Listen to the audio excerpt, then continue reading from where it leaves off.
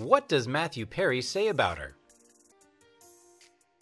What plot in Friends did she not like? And for which role did she get a golden raspberry?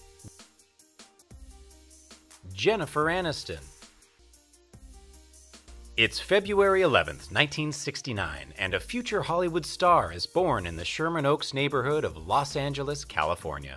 Her parents are Greek actor John Aniston, formerly Yannis Anitios Anastasakis, and American actress and model Nancy Dow. Her godfather is one of her father's best friends, Telly Savalas, best known for his legendary role as the detective Kojak. As a child, Jennifer spends a year in Greece, then moves to Pennsylvania and eventually New York, where her father lands a role on the soap opera Days of Our Lives. When little Aniston is 9 years old, her parents get divorced, and she has no contact with her father for over a year. So Jen is raised mainly by her mother, who she develops a very complicated relationship with, which lasts into her adulthood. In a recent interview, she revealed during this traumatic period her mother often harshly criticized her, telling her she was not good enough to ever be successful. The tension between them culminates when her mother writes a book about Jennifer titled From Mother and Daughter to Friends.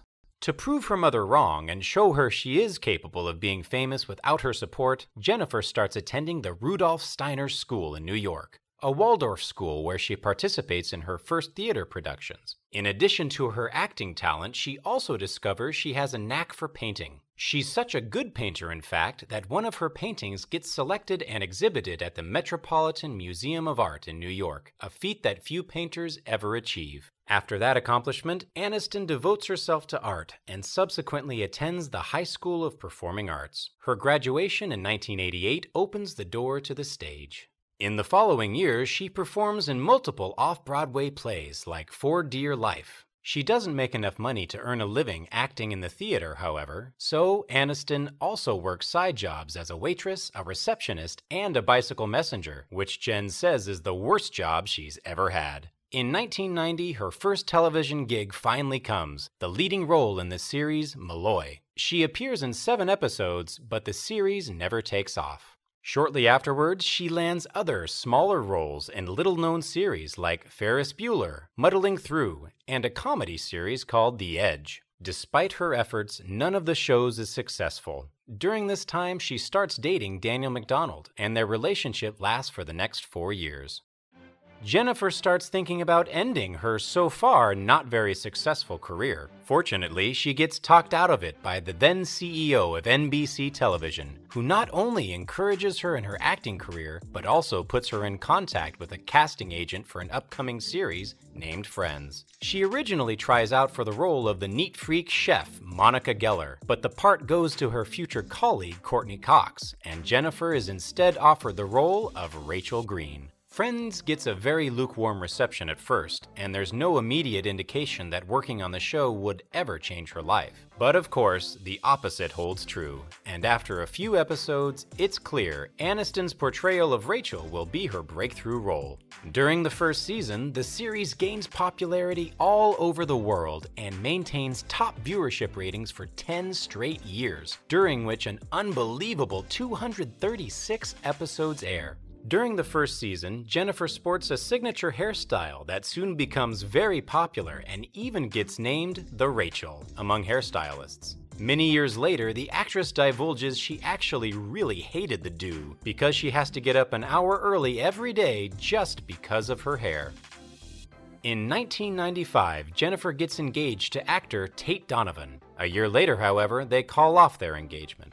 While millions of Americans watch Friends weekly, Jennifer gets lots of offers for various other roles. She's finally living her dreams, but doesn't relax. She devotes her free time to making movies. In 1996, she stars in Dream for an Insomniac and She's the One, followed the next year by roles in Picture Perfect and the geeky Thin Pink Line. Soon afterwards, she appears in the films Office Space and The Good Girl.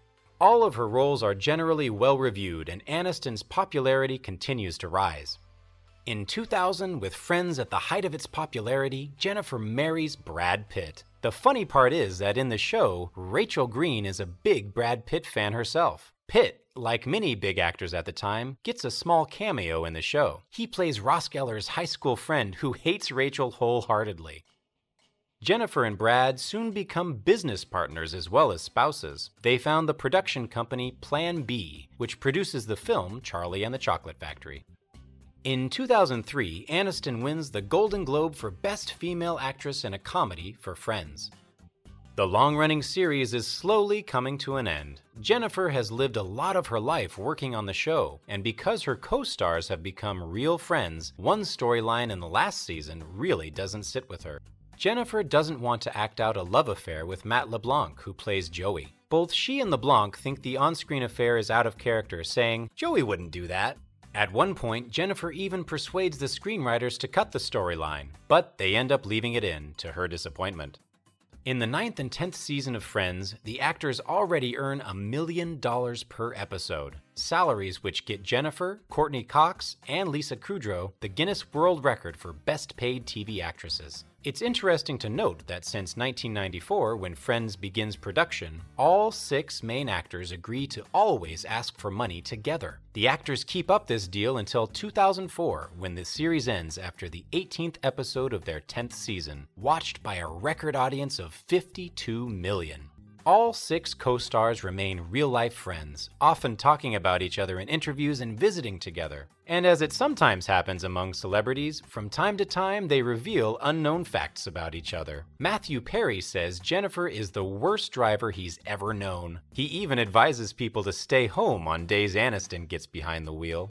Unlike her acting colleagues from Friends, however, Jennifer is lucky to get one film role after another once the series finally wraps up. One of her more successful films following Friends is Bruce Almighty, where she stars along with Jim Carrey. In 2005, Jennifer's career is still on the rise, but her personal life suffers a series of shocks. The actress discovers that her husband, Brad Pitt, is cheating on her with his Mr. and Mrs. Smith co-star, Angelina Jolie. Divorce follows. The whole case becomes all the more unpleasant when Jennifer is hounded very intensely by the press.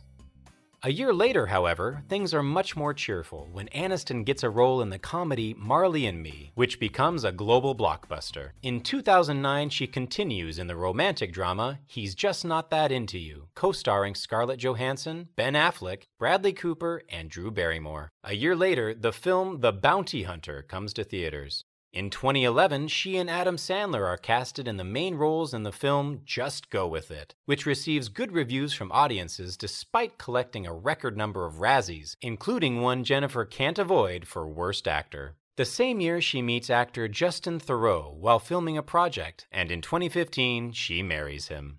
But even this marriage doesn't have a happy ending, as both actors divorce 3 years later. Over the next few years, her next big hit is Meet the Millers, which earns $270 million worldwide, making it one of the most successful comedies ever.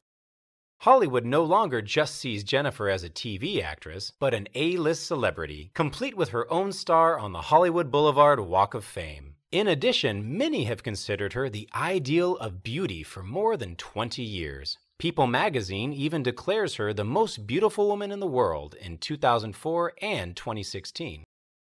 In October 2019, she drew attention to herself a bit differently. Instagram goes down for several hours just because of her. She sets up an account, and the first post she shares is a selfie of herself and her 5 Friends co-stars, which attracts a massive number of people to her profile. It only confirms that her most important work will forever remain the show which changed the lives of a whole generation, and for most of us, she will always be Rachel Green. Jennifer's dedication and success shows she's always had what it takes to be a star.